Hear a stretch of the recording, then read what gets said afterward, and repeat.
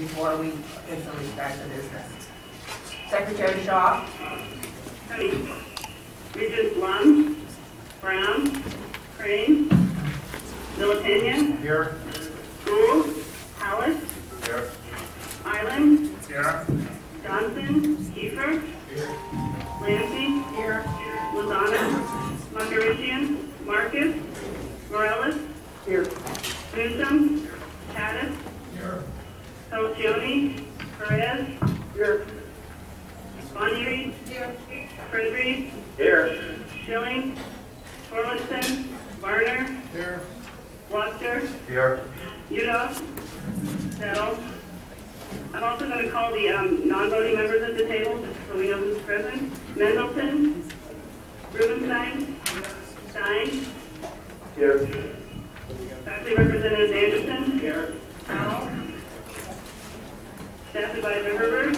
Here. And Smith. Here. Madam Chairman, you have a quorum. Thank you, Secretary Shaw. Just to remind everybody that this is a teleconference, so for all of my fellow regents and all of the invited public, the teleconference is working wonderfully, the sound system is working wonderfully, but I think if we can speak a little louder than usual, that might actually help us all. So, good morning to all of you. First of all, I want to address the deeply disturbing incidents that occurred recently on the Berkeley and Davis campuses. I, like most of you, saw the YouTube videos of students being doused with pepper spray and jabbed with batons. I was personally shocked and appalled by these images.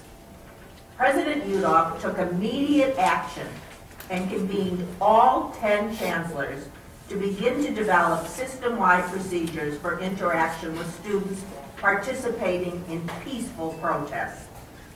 That process has already begun. Chancellors at UC Berkeley and UC Davis have called for independent reviews of specific confrontations on their campuses.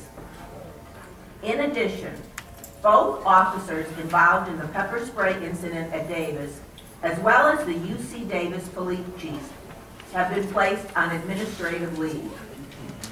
Also, former LAPD Chief Bill Bratton will undertake an independent fact-finding of this incident and will report to the President and a campus advisory panel within 30 days. Finally, Chancellor Katayevich has asked the DA to drop all charges against students arrested during this event, and UC will cover all the medical bills of those students who received medical attention.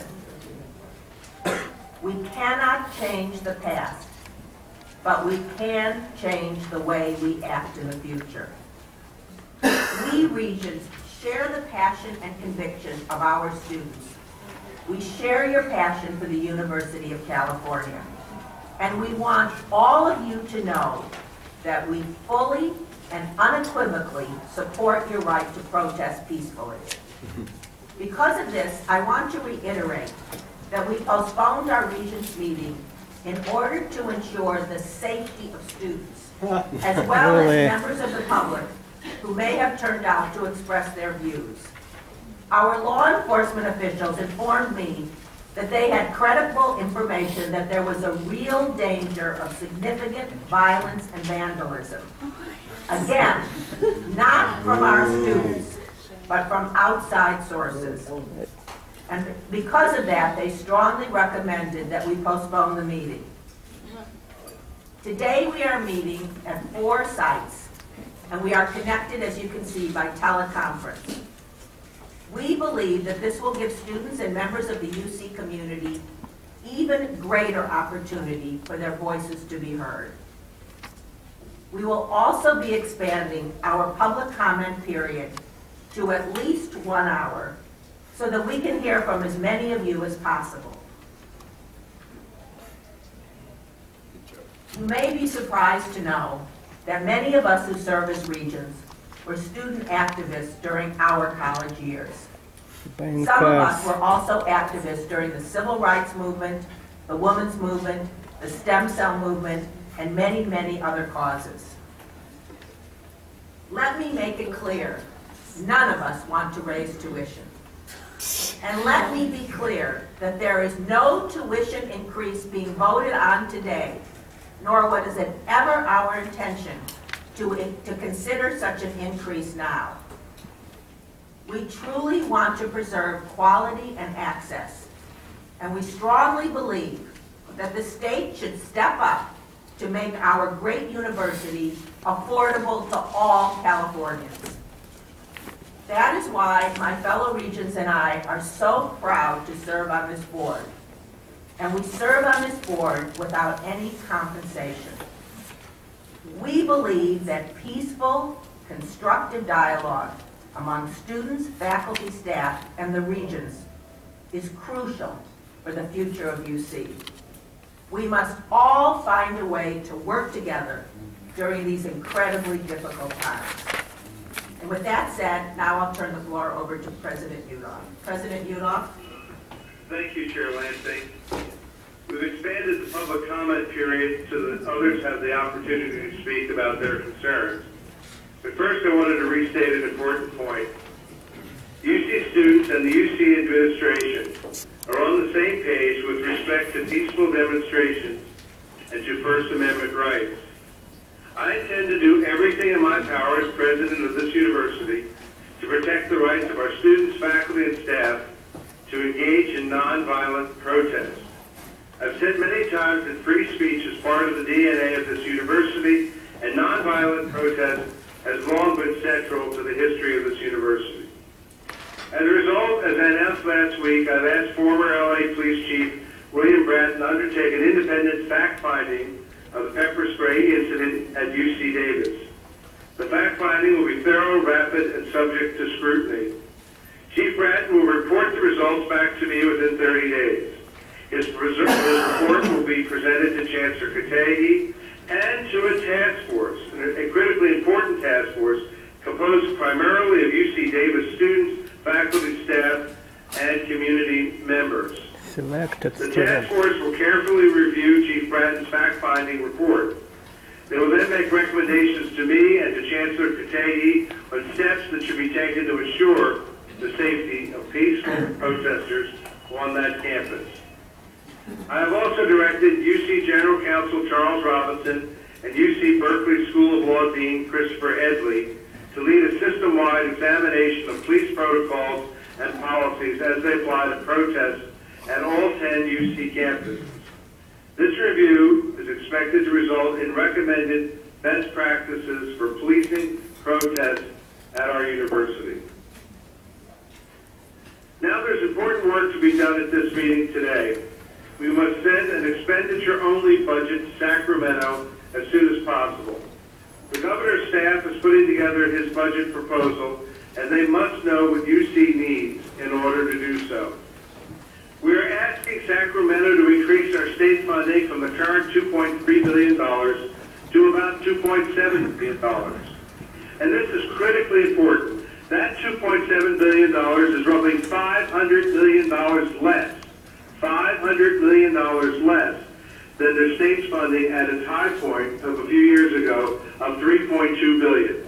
The budget has gone from $3.2 billion to $2.3 billion in the last 3-4 years. We're only asking for a partial restoration. But if we're able to do that, we can avoid the issue of increasing tuition.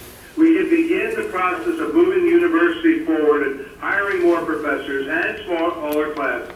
And you might say, well, how have you done that? We've done it because we have saved on the campuses and at the office of the president $500 million in the last 3 years. Through economies, through efforts to raise other revenues, we have worked very hard to keep our costs down. And I think if the state will meet us even halfway, less than halfway, we can move forward, and the students will not have to, and their families will not have to pay more, and we can, as I say, expand the footprint of this great university and not contract it. If, however, there is no increase in state funding, then we will continue to do our best. We will pare spending. We will try to raise other revenues. As a result, at the January meeting, we will be discussing in detail are various efforts to generate more revenue for UC. These include increasing our advocacy efforts in Sacramento. These include raising more scholarships for our students. These include maximizing revenue from tech transfer, and these include using our balance sheet in creative ways to create more revenue that we can use for operating expenses. Let me stress once more that protecting academic quality is the critical objective of the budget we're presenting. Raising tuition is not critical. We share with our students an antipathy to tuition increase, and I want to be clear that no tuition increase was ever on the agenda for this meeting. In closing, I'd like to add that I am pleased that we have finalized a new contract with ASME in October. This is the latest of 5 agreements we have reached with unions this year. One is to the extent possible. We agree that a long pattern of state disinvestment has placed tremendous strain on our university and its constituents, its students, its faculty, its staff. And we agree that we must unite and galvanize our efforts to influence the outcomes in Sacramento in the coming legislative session, because higher education represents not a cost, but the most enlightened investment any state can make. I look forward to constructive, meaningful dialogue about the future of this university. Madam Chair, that concludes my remarks. Thank you, President Yudof. Due to the unusual nature of this meeting, I would like to, before we begin public comment, turn to Davis and have Student Regent Alfredo Morales make a few comments. Alfredo? Yes, thank you, Chair Lansing. This is Alfredo Morales. I'm Alfredo Morales Jr. I'm the UC Student Regent. And before I read my prepared remarks, and I want to make sure and acknowledge everybody in this crowd. Jonathan and I got a chance to talk to everybody, a lot of people outside, and we see how engaged this campus is. And we see that there's immense passion for this campus and the UC system as a whole. And I just want to extend from Jonathan and I that we appreciate all of you taking your time to come and participate in this meeting and share your concerns during public comment. So with that, let me go to my prepared remarks. I want everybody to know why there's not more Regents here today. So we have competing goals for having this meeting at Davis. First, we wanted to make sure that one of the campuses that the meeting was being held at was here at Davis. We believe it's imperative that Davis students have an opportunity to directly address the Regents. After everything that's happened lately here at Davis, students need to be heard now more than ever. However, second, we want to have as small a police presence as possible. And typically at Regents meetings, if people think that other ones in the past, they're filled with dozens and dozens and dozens of police officers. So considering everything that's happened in this campus, we thought that was a bad idea.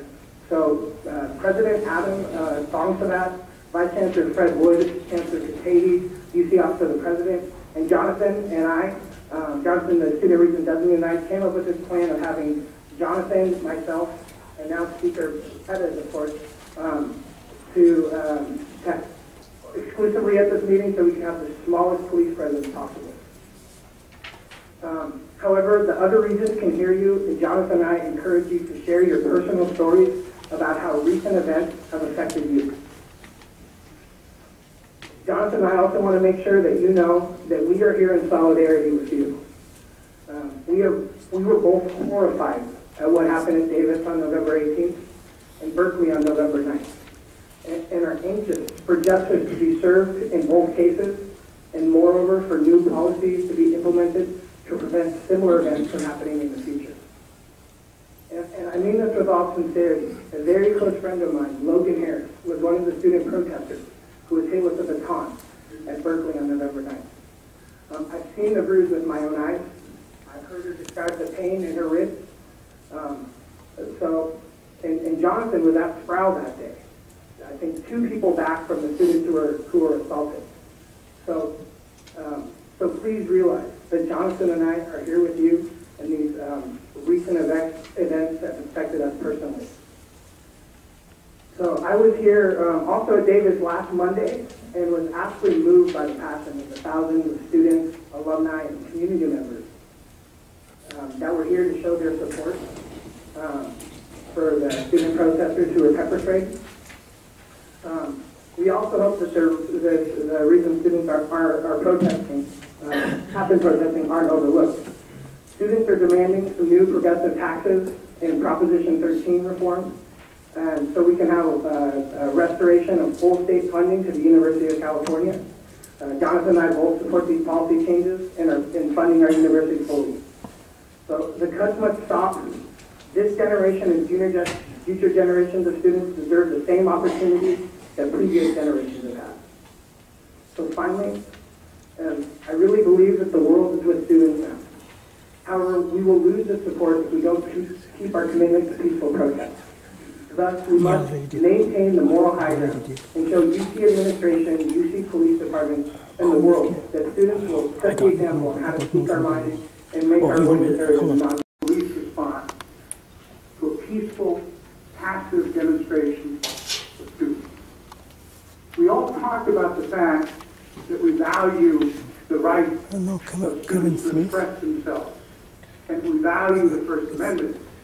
But clearly what we saw in the police response was incongruous with our expressed values. And about the unacceptable police activity, that we not lose focus of the broader question.